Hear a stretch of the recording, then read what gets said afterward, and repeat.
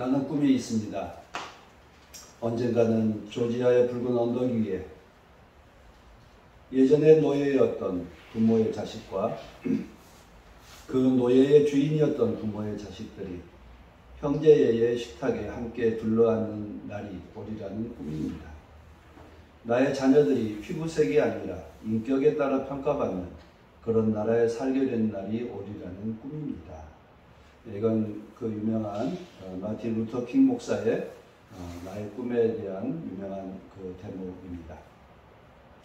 노예들이 해방되었지만 그 자녀들, 그 후손들은 아직도 노예의 삶에서 해방되지 못했던 1960년대의 그 미국 흑인들의 삶에 대한 한 대목입니다. 그 꿈, 뭔가 새로운 나라에 대한 그 꿈이 아마 그 시대의 사람들을 살게 하고 또 변화시켜 주셨습니다. 우리는 오늘 주님의 그 하나님 나라에 대한 그 간절한 소망을 오늘 복음서에서 읽습니다. 누가복음 4장 18절에 보면 주님께서는 주님의 영이 내게 내리셨다. 주님께서 내게 기름을 부으셔서 가난한 사람에게 기쁜 소식을 전하게 하셨고 또 주님께서 나를 보내셔서 포로된 사람들에게 해방을 선포하고 눈먼 사람들에게 눈뜸을 선포하고 억눌린 사람들을 풀어주고 주님의 은혜의 해를 선포하게 하셨다. 주님께서는 하나님 나라에 대한 그 꿈을 이렇게 꾸고 계셨습니다. 거룩한 영이 오셔서 가난한 사람, 포로된 사람, 억눌린 사람을 자유롭게 하는 그런 세상에 대한 꿈입니다. 마틴 루터 킹도 아마 이 주님의 꿈에서 그 주님의 제자로서 주님의 꿈을 이어받은 하나의 그 사람으로 볼 수 있습니다. 주님의 소망은 사람들에 대한 이 깊은 연민의 정, 불쌍히 여기시는 그 마음이 아마 주님으로 하여금 주님으로서의 삶을, 공생애의 삶을 살아갈 수 있도록 이끌어갔던 가장 큰 힘이었으리라고 믿습니다. 사람을 안타깝게 여기는 것이야말로 주님을 닮아가는 또 주님을 따르는 제자들의 삶의 시작이라고 할 수 있고 또한 그것이 종점이라고 할 수 있을 것입니다. 우리는 정말 어떤 소망을 품고 살고 있습니까? 우리는 어떤 꿈을 꾸고 있습니까? 우리는 어떤 세상이 이루어지기를 소망하고 있습니까? 우리는 예수의 꿈을 꾸고 있습니까? 그저 하루하루 살아가는 것에 급급해하는 각박한 세상에 우리가 처해 있습니다. 이웃들이 어떻게 살아가는지에 대해서 우리는 관심할 수 없을 만큼 그 각박하고 또 바쁜 세상에 살고 있습니다. 우리는 그저 부자 되는 꿈, 나 혼자 잘 사는 꿈 이외에는 어떤 것도 우리는 다가가지 않으려 합니다. 우리 그리스도인들도 결코 예외는 아닙니다. 우리는 정말 그리스도 예수의 꿈을 이어받고 있는지 돌아보게 됩니다. 주님의 꿈을 이어받게 하는 것은 바로 주님의 영이, 하나님의 영이 우리와 함께 할 때입니다. 성령 강림절의 가장 큰 핵심은 주님의 거룩한 영이 우리에게 임하셔서 우리로 하여금 하나님의 백성으로 주의 제자로 거듭나게 하신다라고 하는 사실입니다. 그래서 주님의 영이 임하셔서 주님의 생각이 나의 생각이 되고 또 주님의 꿈이 나의 꿈이 될 때 우리는 비로소 주의 제자로 그리스도인이 되었다라고 말할 수 있을 것입니다. 오늘 제가 누가복음 4장 18절에서 하나님의 영이, 주님의 영이 임하셨을 때 어떻게 되었습니까? 가난한 사람들과 포로된 사람들과 억눌린 사람들에 대해서 그들을 자유롭게 하시는 그 나라를 꿈꾸고 있는 것을 보았습니다. 우리가 어찌 주님의 꿈을, 하나님의 생각을 우리가 알 수 있겠습니까? 우리는 하나님과 거룩한 것과 속된 것은 단절되었다라고 알고 있는 세상, 그 분열된 세상에 살고 있습니다. 그러나 주님의 영이 우리에게 임하실 때, 하나님의 그 거룩한 영이 하늘에서 내게 임하실 때 하늘의 생각이 나의 생각이 되고 또 하늘에서 품어주셨던 그 사랑이 나의 사랑이 될 수 있습니다. 주님의 거룩한 영이 내게 임하시는 것이 왜 중요한가를 깨닫게 됩니다. 우리는 진실에 대해서 잘 알지 못합니다. 우리는 거룩한 것에 대해서 잘 알지 못합니다.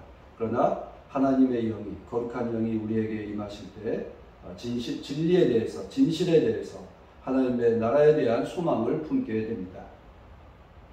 그런 점에서 우리가 성령 강림절 기간 동안 주님의 영이 나에게 임하게 되기를 간절히 소망하고 또 주님의 영이 이끄신 대로 살아가기를 다짐하는 그런 절기가 되어야 할 줄로 믿습니다. 바울 사도는 오늘 로마서 5장 1절과 2절에서 이렇게 말씀합니다. 그리스도로 말미암아 평화를 누리게 되었고 그리스도로 말미암아 은혜의 자리에 오게 되었다. 그리스도로 말미암아 소망을 품게 되었다 라고 말합니다. 이 말미암아라고 하는 이 단어가 그리스도를 통하여 그리스도 때문에 이렇게 되었다라고 하는 것을 말하고 있습니다. 그리스도 때문에 평화를 누리게 되었고 그리스도 때문에 은혜의 자리에 오게 되었고 그리스도 때문에 소망을 품게 되었습니다. 그런데 더 뒤로 갈수록 어떤 일이 일어납니까? 그리스도 때문에 환난을 당하게 되었다. 그리스도 때문에 환난을 당하고 인내를 깨닫게 되었다라고 말하고 있습니다. 우리는 그리스도 때문에 좋은 것만 얻을 줄로 알았지만 오로지 바울 사도는 그리스도 때문에 환난을 당하게 되었고 그리스도 때문에 온갖 고난을 다 당하게 되었다라고 말하고 있습니다. 그런데 더 나아가서 5절 3절에서 이렇게 말씀합니다. 그뿐만 아니라 우리는 환난을 자랑합니다.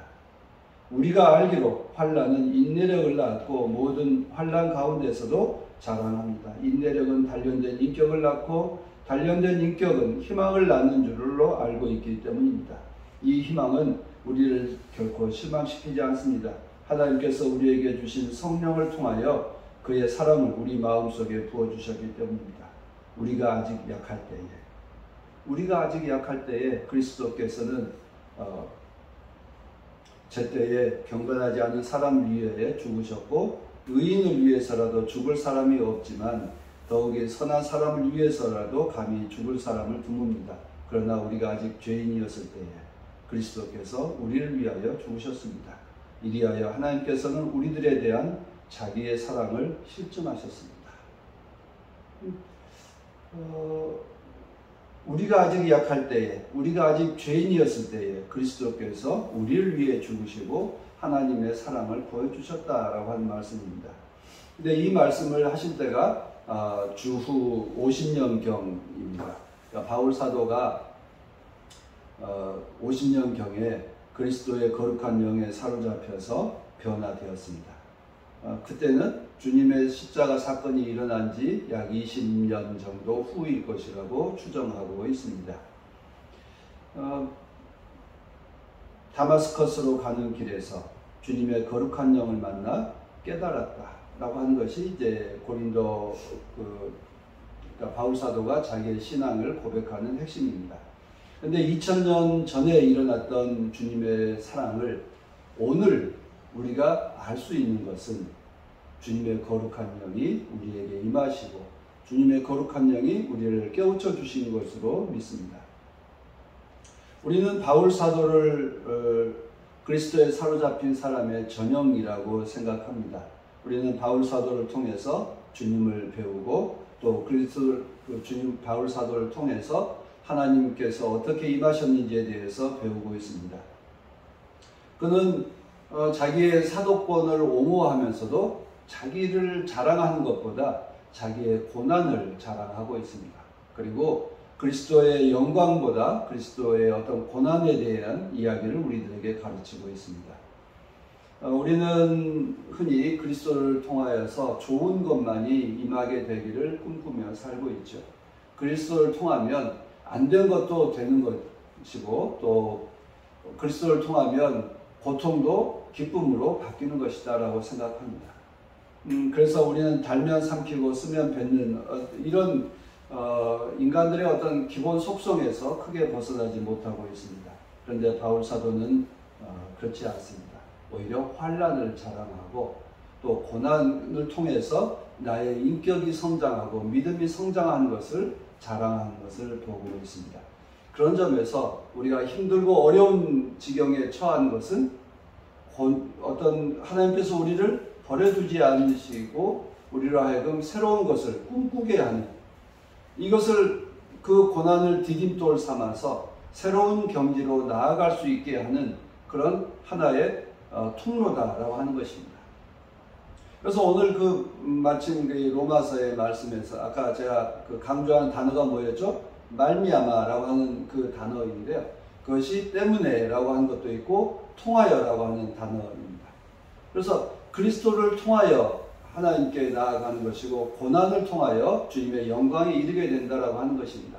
그런 점에서 우리가 힘들고 어려움이라고 하는 것은 오히려 그것을 그 고난을 통하여 그리스도에게로 가까이 가게 하는 것이다 라고 하는 것으로 우리가 볼 수 있습니다. 한마디로 주님과 함께 생사고락을 나눌 때 우리의 고난을 통해서 더 기쁜 일이, 더 좋은 일이 이루어질 것으로 믿고 살아가는 것입니다. 그래서 로마서 첫 구절은 우리가 믿음으로 말미암아, 그리스도를 믿음으로 말미암아 우리는 이렇게 되었습니다 라고 이야기합니다. 그래서 우리도 그리스도를 믿음으로 말미암아 그리스도를 믿음을 통하여서 좋은 일도 있을 것이고 어려운 일도 있을 것이고, 어려운 일을 통해서 오히려 주님의 영광을 보게 될 것이다. 또 주님의 영광을 통해서 고난을 이길 수 있는 힘을 얻게 될 것이다 라고 하는 것을 말하고 있음을 깨닫게 됩니다. 그런 점에서 우리의 그리스도인에게 힘든 일이라고 하는 것은 결코 고난과 고통이 아니라 주님의 영광에 이르게 하는, 주님의 은혜를 누리게 하는 그런 디딤돌이다, 통로다라고 하는 것을 늘 기억하시기를 바랍니다. 오늘 창세기 18장의 말씀은 그런 점에서 아브라함과 사라에게 좋은 일을 주시죠. 아들을 주셨어요. 근데 아들 이름이 뭐죠? 이삭입니다. 근데 이삭이라는 그 뜻은 그가 웃다 라고 하는 이 이름입니다.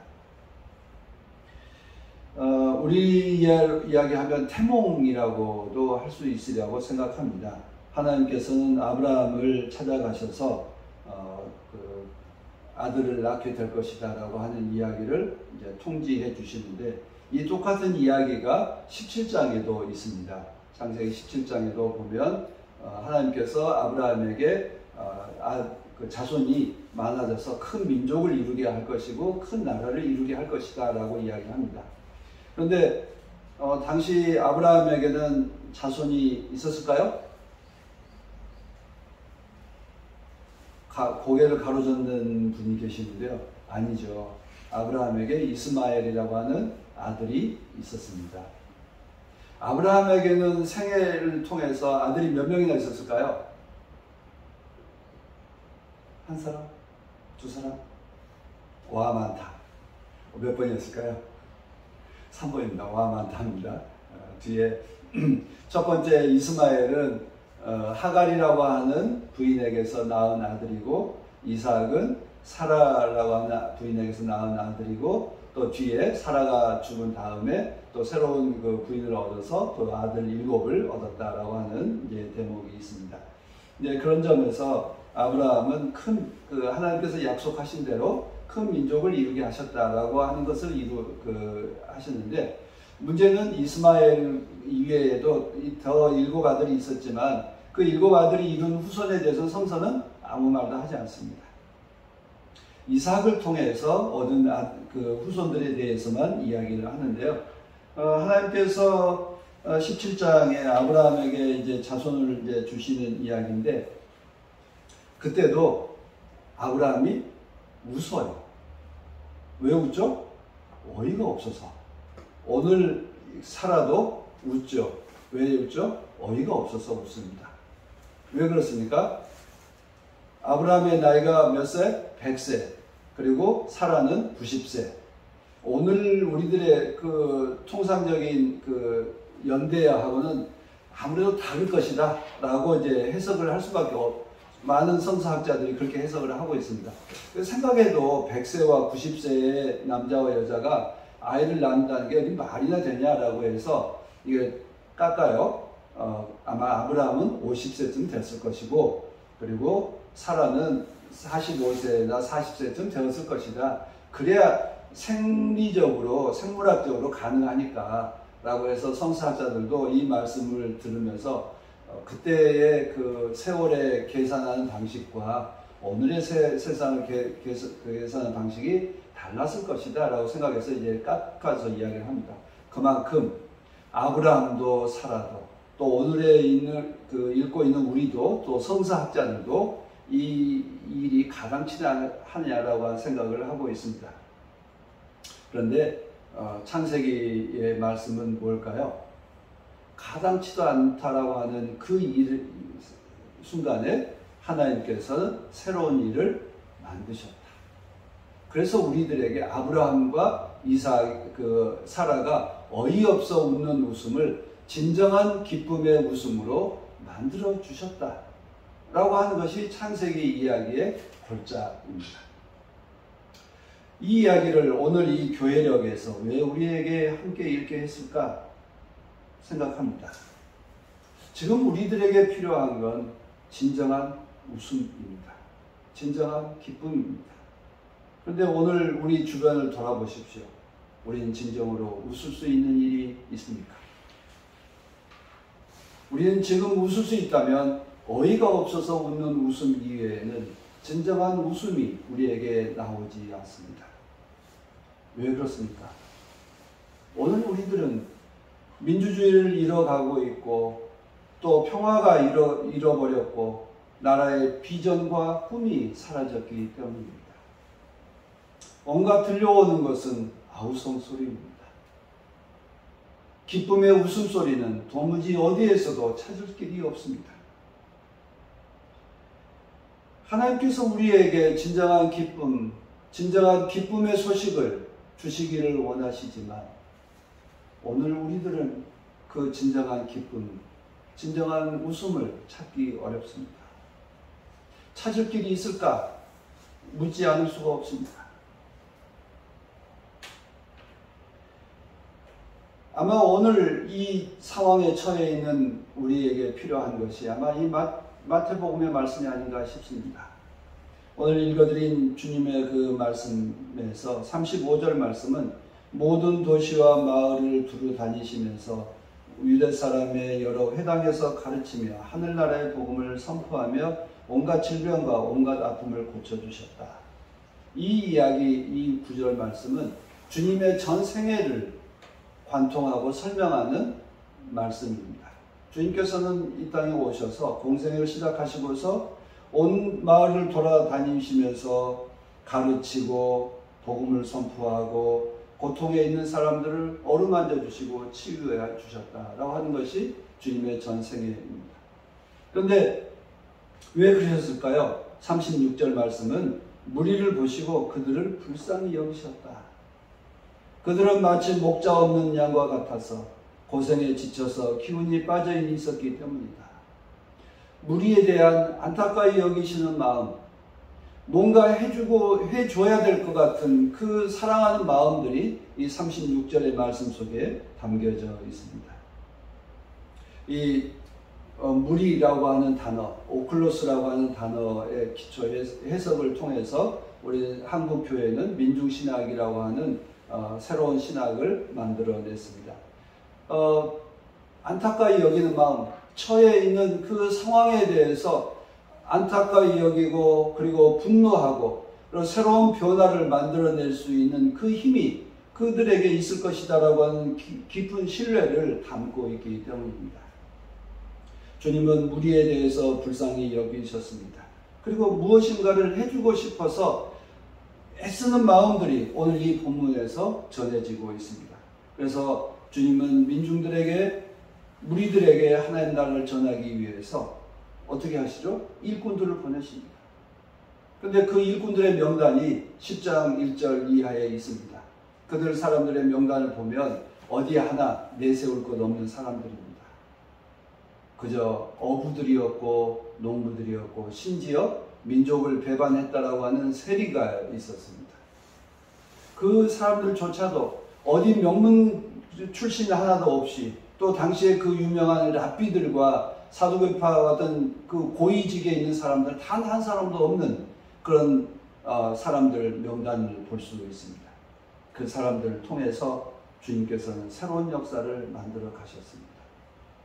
오늘 이 명단을 보면서 우리도 그 꿈을 꿉니다. 나도 주의 제자라 한 사람으로 자리매김될 수 있는, 자리매김되어 있는 것에 대한 감사가 있습니다.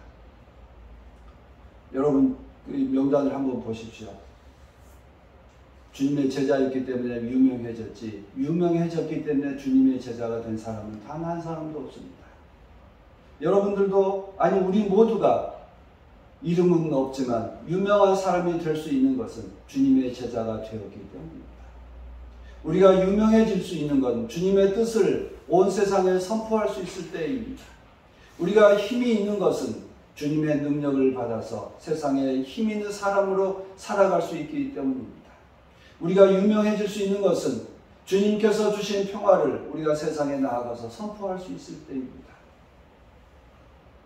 여러분들이 우리가 유명해져서 주님의 제자가 된 것은 아닙니다.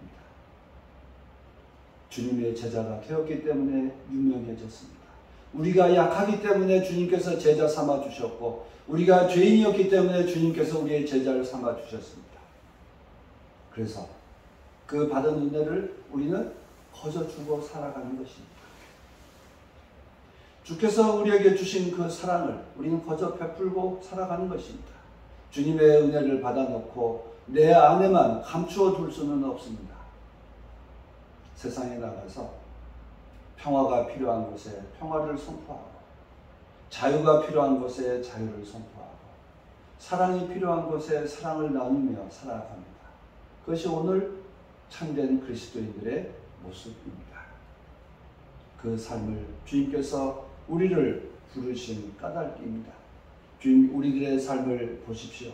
꿈이 사라져 있는 세상이 되었습니다. 이제는 부자 되는 꿈마저도 사라져 가고 있습니다. 있다면 절망만이 있을 뿐입니다.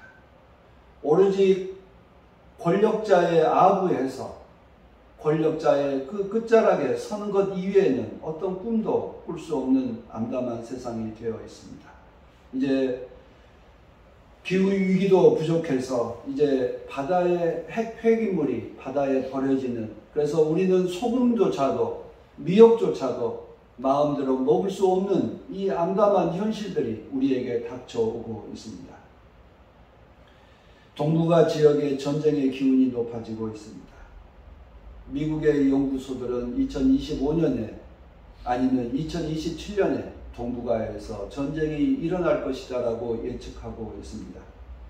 우리는 우리에게 맡겨진 사명이 있다면, 우리가 해야 할 일이 있다면 생태계 위기 앞에서 우리가 생태계를 보호하는 일을 해야 할 것이고, 평화가 깨뜨려지는 전쟁의 위기 앞에서 우리는 평화를 선포하고 평화를 위해서 기도해야 합니다. 민주주의가 깨져갈 위기 앞에서 우리는 민주주의를 위해서 기도해야 합니다. 이것이 우리에게 맡겨진 기도의 제목입니다. 성령 강림절에 우리는 하나님 나라를 묵상합니다. 불쌍히 여기셨던 주님의 마음을 묵상합니다. 하나님 나라가 임하기를 간절히 소망해서 주님의 그 나라를 선포하기 위해서 일꾼들을 보내시는 주님의 그 애끓는 심정을 우리는 묵상해야 합니다. 지금 이 시대에 하나님의 정의와 하나님의 평화가 이루어지는 하나님 나라는 어떻게 이루어질 수 있을까요?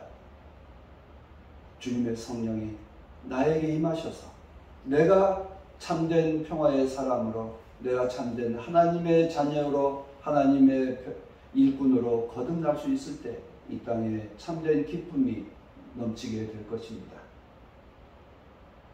어이없어 웃는 아브라함과 그 사라에게 참된 웃음을 주신 하나님께서 우리에게 참된 기쁨과 소망을 주실 줄로 믿습니다. 하나님 나라가 우리 안에 그리고 온 세상에 가득할 수 있게 되기를 기도합시다.